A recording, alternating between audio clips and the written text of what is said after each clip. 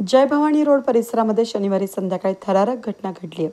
Vrindavan park लवटेनगर 1 या ठिकाणी इमारतीच्या पायऱ्या उतरत असताना अचानक समोर आलेल्या बिबट्यानं एका तरुणावर झेप घेण्याचा प्रयत्न केला। क्षणभर गोंधळलेला तरुण यावेळेस सावध झाला आणि झपाट्यानं त्याने पळ काढला, त्यामुळे त्याचा जीव वाचला। ही घटना शनिवारी रात्री 8:30 वाजेच्या दरम्यान घडली। आर्टिलरी सेंटरकडून आलेला हा बिबट्या जय भवानी रोडवरील जुन्या मथुरा मिठाई दुकानाजवळून पुढे येत वृंदावन अपार्टमेंटमध्ये पार्किंगमधून भिंतीच्या आडोशाला गेला। त्याचवेळी जितू वराडे हे पायऱ्या उतरत आपल्या वाहनाकडे जात असताना ते समोरासमोर आले। बिबट्यानं झेप घेतली, मात्र वराडे यांनी प्रसंगावधान राखत जोरामध्ये पळ काढला आणि हल्ला टाळला।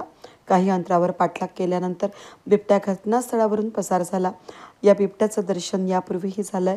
8 सप्टेंबरला लवटेनगर 2 मधील राहुल लवटे यांच्या डेअरीजवळील हौदामध्ये पाणी पिताना हा बिबट्या एका महिलेला दिसला होता। त्यानंतर त्यानं श्री भवानी मंदिर परिसरामध्ये लवटेनगर 1 मध्येही दर्शन दिलं होतं। घटनेची माहिती मिळताच मनसे पदाधिकारी ॲडव्होकेट नितीन पंडित त्याचबरोबर स्थानिक नागरिकांनी वन विभागाला कळवलंय।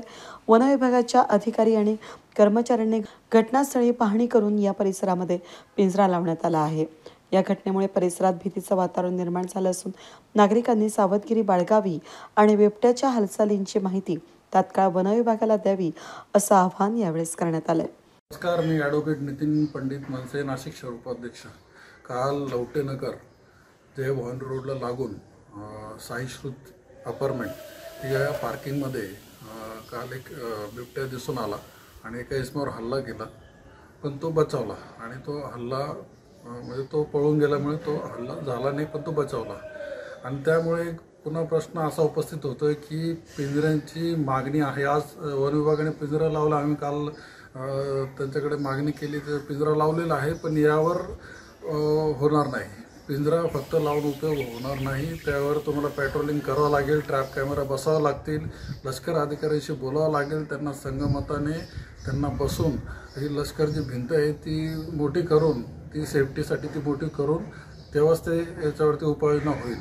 कालच सिन्नर इथे लहान बालकाला उचललं, त्याआधी वडनेरला पण एक लहान बालकाला उचललं, आणि त्यामुळे ही गोष्ट बरोबर नाही।